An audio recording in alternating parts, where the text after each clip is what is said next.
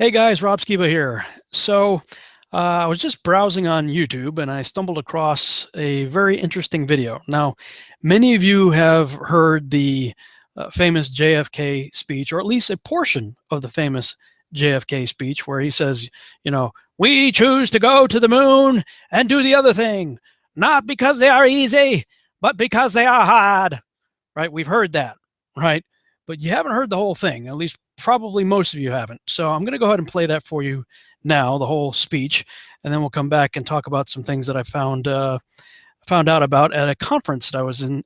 I was out in Lubbock this past weekend and learned something that frankly blew my mind. So I'm going to share it with you here right after this. President Pitzer, Mr. Vice President, Governor, Congressman Thomas, Senator Wiley and Congressman Miller, Mr. Webb, Mr. Bell, scientists, distinguished guests, ladies and gentlemen. I appreciate your president having made me an honorary visiting professor, and I will assure you that my first lecture will be very brief. I am delighted to be here, and I'm particularly delighted to be here on this occasion. We meet at a college noted for knowledge, in a city noted for progress, in a state noted for strength, and we stand in need of all three. For we meet in an hour of change and challenge, in a decade of hope and fear, in an age of both knowledge and ignorance. The greater our knowledge increases, the greater our ignorance unfolds.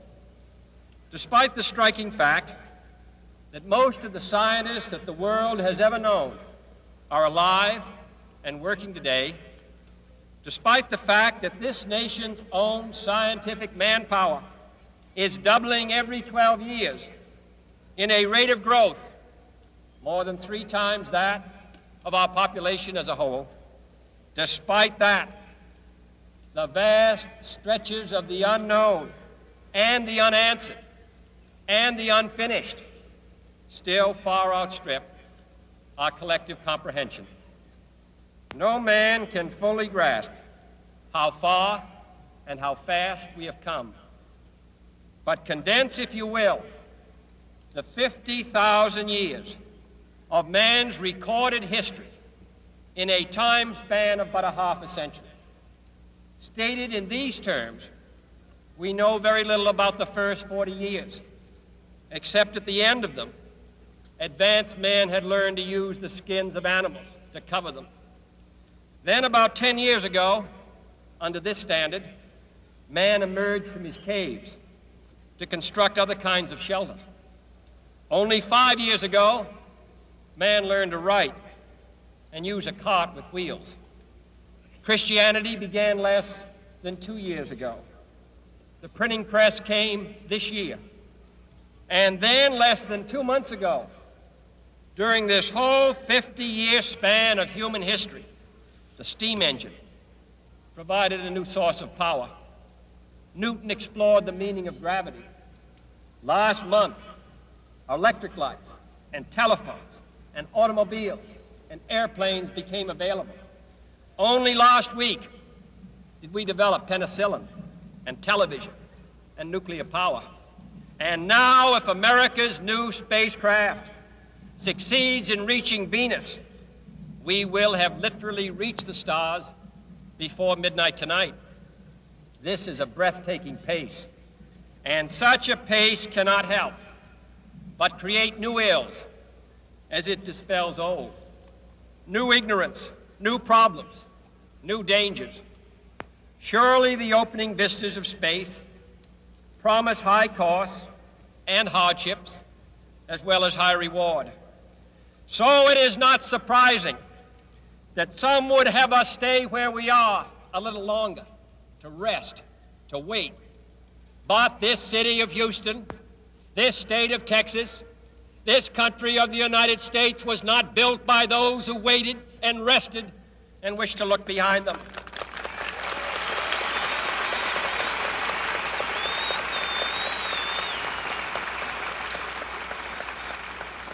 This country was conquered by those who moved forward and so will space.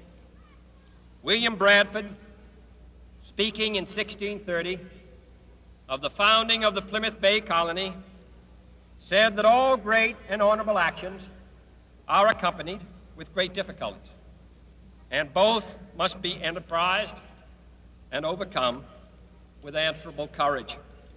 If this capsule history of our progress teaches us anything, it is that man in his quest for knowledge and progress is determined and cannot be deterred. The exploration of space will go ahead, whether we join in it or not. And it is one of the great adventures of all time. And no nation which expects to be the leader of other nations can expect to stay behind in this race for space. Those who came before us made certain that this country rode the first waves of the Industrial Revolution, the first waves of modern invention, and the first wave of nuclear power.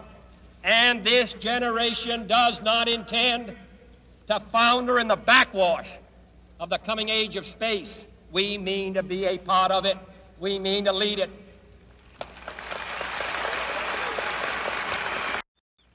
For the eyes of the world now look into space, to the moon, and to the planets beyond.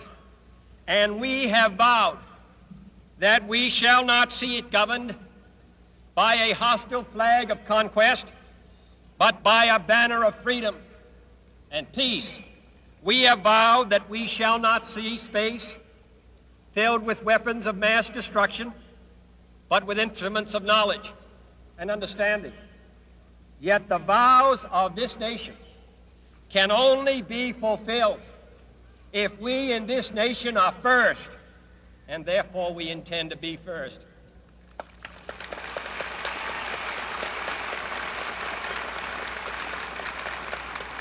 In short, our leadership in science and industry, our hopes for peace and security, our obligations to ourselves as well as others, all require us to make this effort, to solve these mysteries, to solve them for the good of all men, and to become the world's leading spacefaring nation.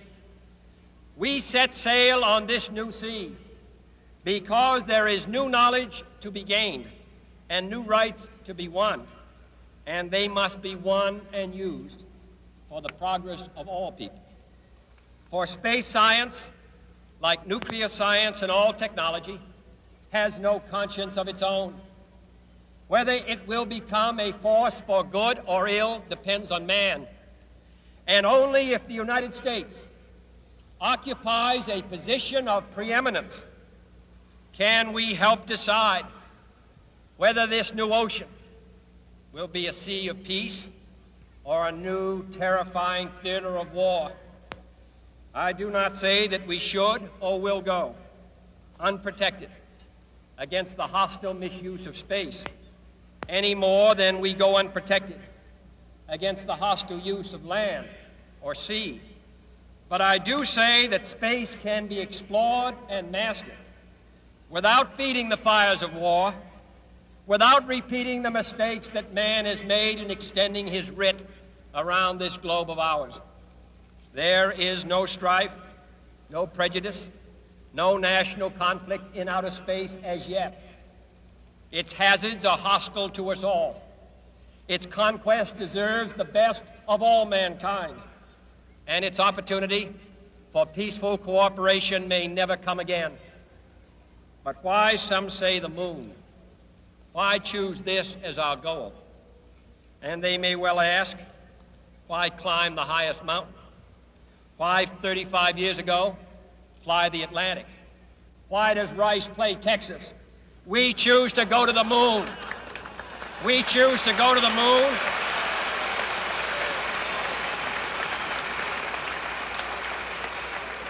We choose to go to the moon in this decade and do the other things, not because they are easy, but because they are hard. Because that goal will serve to organize and measure the best of our energies and skills. Because that challenge is one that we're willing to accept, one we are unwilling to postpone, and one we intend to win, and the others too. It is for these reasons that I regard the decision last year to shift our efforts in space from low to high gear as among the most important decisions that will be made during my incumbency in the office of the presidency. In the last 24 hours, we have seen facilities now being created for the greatest and most complex exploration in man's history. We have felt the ground shake and the air shattered by the testing of a Saturn C-1 booster rocket, many times as powerful as the Atlas which launched John Glenn, generating power equivalents to 10,000 automobiles with their accelerator on the floor. We have seen the site where 5 F-1 rocket engines, each one as powerful as all 8 engines of the Saturn combined, will be clustered together to make the advanced Saturn missile, assembled in a new building to be built at Cape Canaveral, as tall as a 48-story structure, as wide as a city block, and as long as 2 lengths of this field. Within these last 19 months, at least 45 satellites have circled the Earth. Some 40 of them were made in the United States of America, and they were far more sophisticated and supplied far more knowledge to the people of the world than those of the Soviet Union. The Mariner spacecraft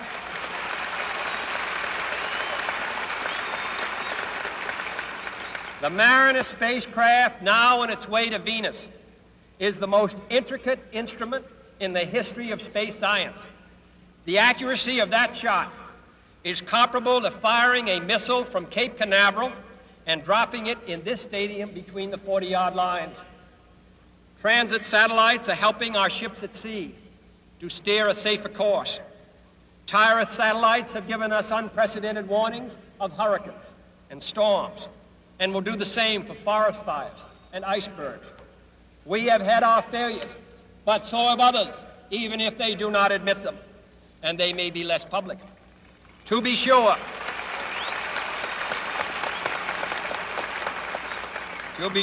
we are behind, and will be behind for some time in manned flight. But we do not intend to stay behind, and in this decade we shall make up and move ahead.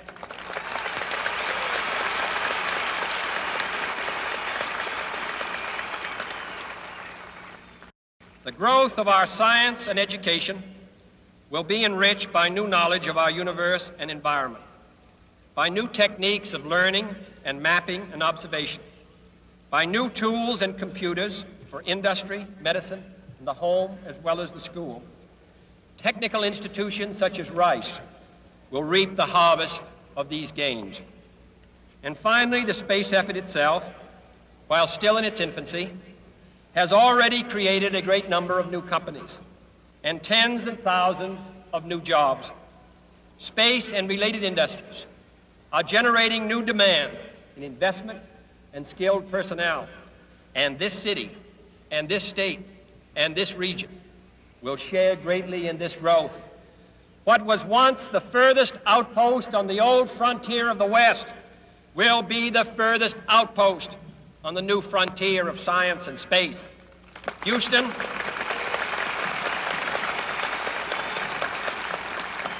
your city of Houston, with its manned spacecraft center, will become the heart of a large scientific and engineering community. During the next 5 years, the National Aeronautic and Space Administration expects to double the number of scientists and engineers in this area, to increase its outlays for salaries and expenses to $60 million a year, to invest some $200 million in plant and laboratory facilities, and to direct or contract for new space efforts over $1 billion from this center in this city. To be sure, all this costs us all a good deal of money. This year's space budget is 3 times what it was in January 1961, and it is greater than the space budget of the previous 8 years combined. That budget now stands at $5,400,000,000 a year, a staggering sum, though somewhat less than we pay for cigarettes and cigars every year. Space expenditures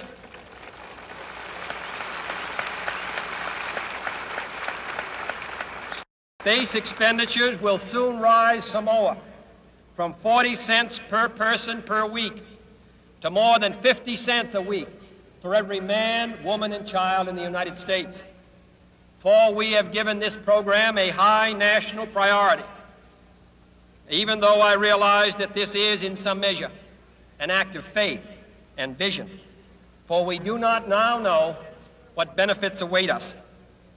But if I were to say, my fellow citizens, that we shall send to the moon 240,000 miles away from the control station in Houston, a giant rocket more than 300 feet tall, the length of this football field, made of new metal alloys, some of which have not yet been invented, capable of standing heat and stresses several times more than have ever been experienced, fitted together with a precision better than the finest watch, carrying all the equipment needed for propulsion, guidance, control, communications, food, and survival, on an untried mission to an unknown celestial body, and then return it safely to Earth, re-entering the atmosphere at speeds of over 25,000 miles per hour, causing heat about half that on the temperature of the sun, almost as hot as it is here today, and do all this, and do it right, and do it first before this decade is out, then we must be bold.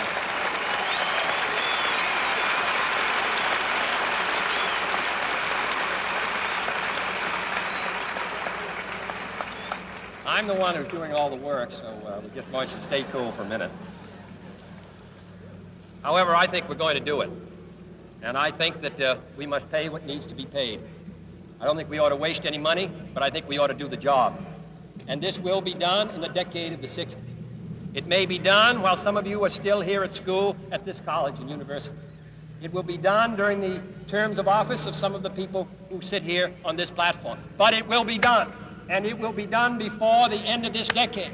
And I am delighted that this university is playing a part in putting a man on the moon as part of a great national effort of the United States of America.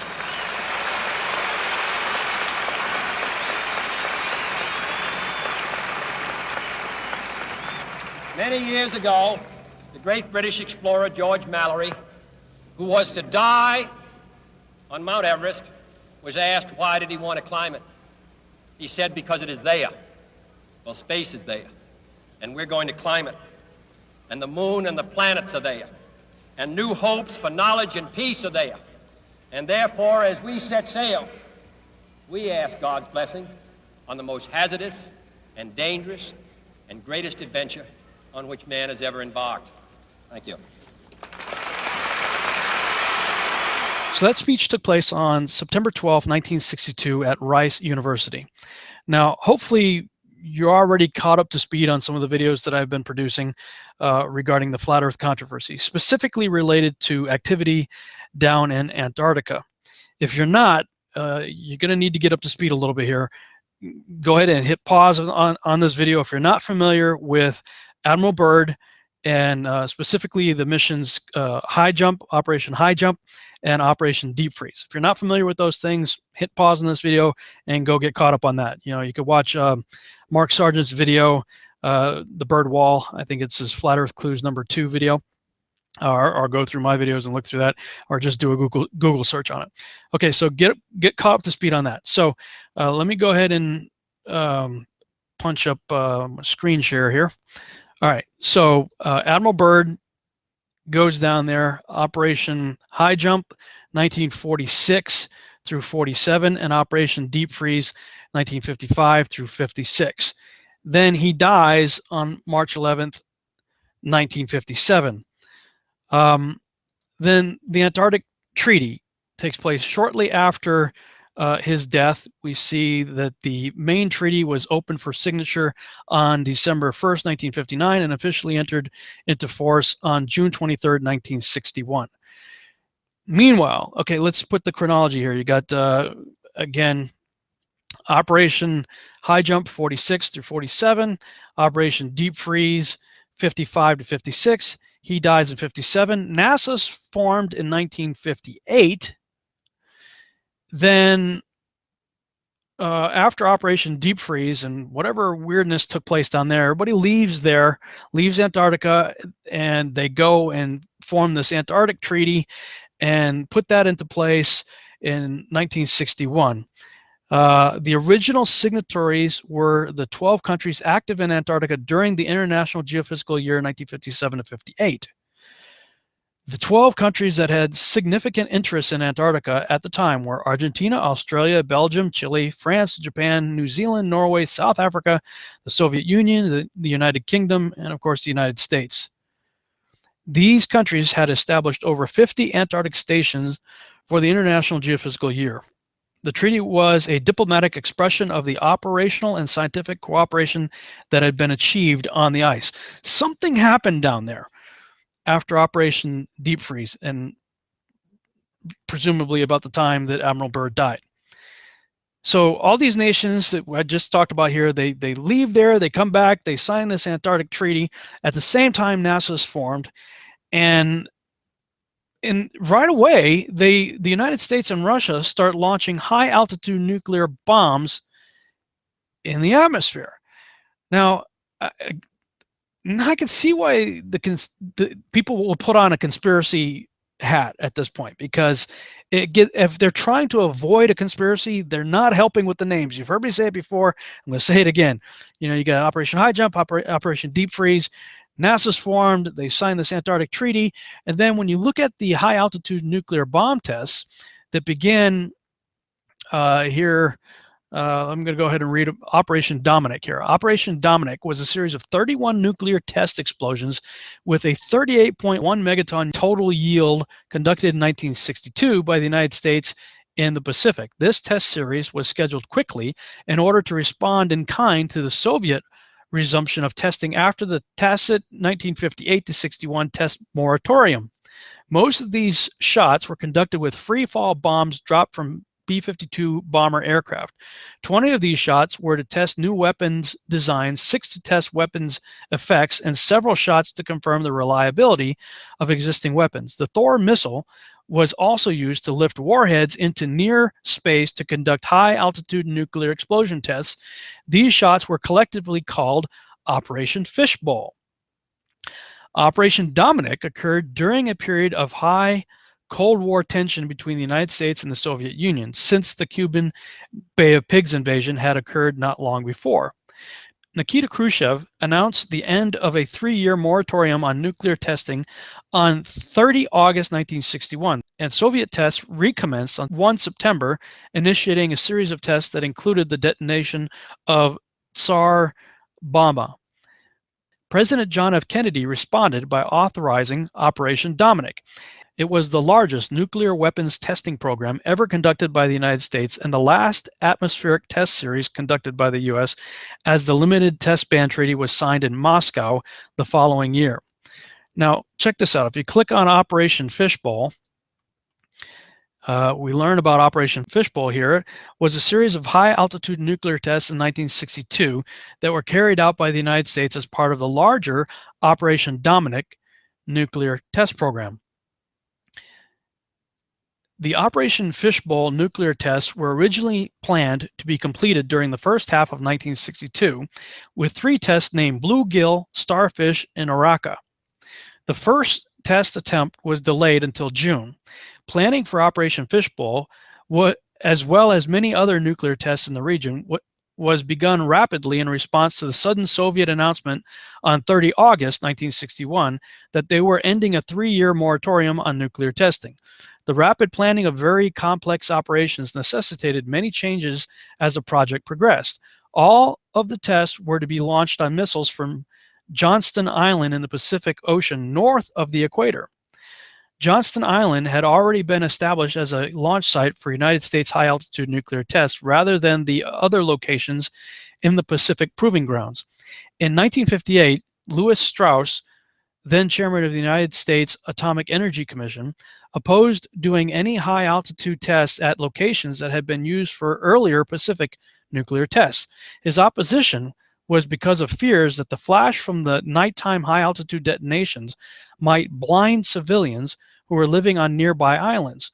Johnston Island was a remote location more distant from populated areas than other potential test locations. In order to protect residents of the Hawaiian Islands from flash blindness or permanent retinal injury from the bright nuclear flash, the nuclear missiles of Operation Fishbowl were launched generally toward the southwest of Johnston Island so that the detonations would be farther from Hawaii.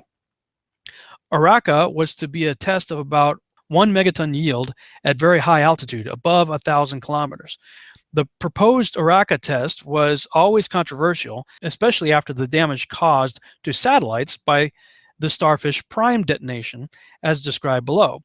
Araka was finally canceled, and an extensive reevaluation of the Operation Fishbowl plan was made during an 82-day operations pause after the Bluegill Prime disaster of 25 July 1962, as described below. And you could go on and read about Kingfish and all this stuff. Okay, so we got Operation Dominic, within which we have Operation Fishbowl. Now, with the tinfoil hat on, playing conspiracy theory here, the flat earthers are claiming, and I think it's a reasonable claim, that, you know, if that model is true, then we know we have a circle, the circle of the earth as described in the Bible, surrounded by Antarctica, the outer rim, that has a 200 or 300 foot ice wall, cliff, that keeps everything in, hence Operation High Jump. You got to get over that, right? So it looks like, at least from the flat earther perspective, that probably during Operation Deep Freeze, they may have found the edge of the dome, presumably anywhere from 800 to 1,200 miles inland from the coast. Then everybody pulls out, signs this treaty, says nobody can go back except under the express guidelines of the international community that signed the treaty. So then all of a sudden the United States and Russia engaged in these high altitude nuclear tests, and the United States calls theirs Operation Dominic, within which we have Operation Fishbowl. Now hold that thought. This is all happening. If you go and look on the Operation Dominic entry, you see the different dates. We're 1962. This is the early part of 1962. We're talking May. I mean, look at all these bombs going off. 25 April, 1962, 27 April, 2 May, 4 May, 6 May, 8 May, 9 May, 11 May, 11 May, 12 May, 14 May, 19, et cetera, et cetera, et cetera. This is all before President Kennedy's "let's go out in the space" speech. But I think a lot of people don't realize that our first stop wasn't the moon. Even before we went to the moon, they were sending probes all of a sudden after all of this. Okay, keep the timeline in mind. Operation High Jump, Operation Deep Freeze, Bird dies, NASA's founded, Antarctic Treaty signed, Operation Dominic and Fishbowl take effect. And if you notice during President Kennedy's speech, he was talking about that they've already got probes headed to Venus. Wait a minute. We're already sending stuff to Venus and Mars? We haven't even been to the moon yet. And so I was looking into that, and on planetary.org/explore/space topics/space missions to Venus-Mercury.html. And you can go through this site. It starts sort of from the bottom up. As early as February 4th, 1961, they're sending a probe, Sputnik 7. Russia sent this probe to check out Venus. The final stage of the rocket carrying Sputnik 7 into orbit failed, and the spacecraft was unable to achieve the necessary trajectory to carry it onto Venus. Then Venera 1, Russia, sends out another probe, February 12th, 1961. They lost communications while it was on its way to Venus. Then NASA sends up Mariner 1, July 22nd, 1962. Now, that's right in the middle of Dominic and Fishbowl, that we sent out a probe to go check out Venus. It veered off course and was destroyed by ground controllers. So then Russia sends up another one, Sputnik 19, August 25th, 1962. The spacecraft made it into orbit, but the rocket's last stage failed, and Sputnik 19 was unable to achieve its Venus trajectory and re-entered the Earth's atmosphere 3 days later. NASA, August 27th, 1962, sends its probe. It says Mariner 2 was the first spacecraft to successfully fly by Venus at an altitude of 34,773 kilometers. The spacecraft discovered ground temperatures, blah, blah, blah. Okay, so this is during the time period that between August 27th, 1962 and December 14th, 1962, that we had President Kennedy's speech in September, on September 12th, 1962. So that's what he's referring to. We've already got stuff out there, and you can read about the other ones that were, checking out Venus, I guess Mercury also, and attempted probes going to Mars. Now, this is all before we've even been to the moon. So it appears that whatever happened in Antarctica, everybody got kind of maybe nervous or excited or whatever and said, okay, what is the deal? We've looked through telescopes. We've seen our so-called neighbors, Venus and Mars, through telescopes. Our assumption is the solar system is, set up in the Copernican model. And, but yet maybe they found a dome and they started to question all that. So the first thing they do is send out probes to go, wait a minute, what in the world? If we're in a dome, how high does this thing go? So they start launching high altitude nuclear bombs. And if you look at the videos on Operation Fishbowl and Starfish Prime and all those high altitude tests, it looks like they're hitting something up there. At least from a conspiratorial tinfoil hat wearing perspective, that's what it looks like. Now, this is what blew my mind. You can read more on all that if you'd like. To get caught up to speed on what's going on there. So I go to Lubbock, and I'm doing this conference out there at Jared Cressman's father's church, Pastor Dan Cressman, and we get to talking about this whole issue of the flat Earth stuff. And he goes, "Do you know what the name Dominic means?" And I said, "No." He says, "You talk about Operation Fishbowl, but check this out." I'm going to take you to, I'll put the screen share back up here. Take you to one of those name websites. I like using behindthename.com. Look up the name Dominic. And again, let's just double check it here. Dominic, D-O-M-I-N-I-C. Look up Dominic, D-O-M-I-N-I-C. From the late Latin name Dominicus, meaning of the Lord. Fishbowl was part of Operation Dominic. It looks like they are sending high altitude nuclear bombs to test the fishbowl of the Lord, i.e. the firmament. Yeah, this is definitely one of those things to make you go,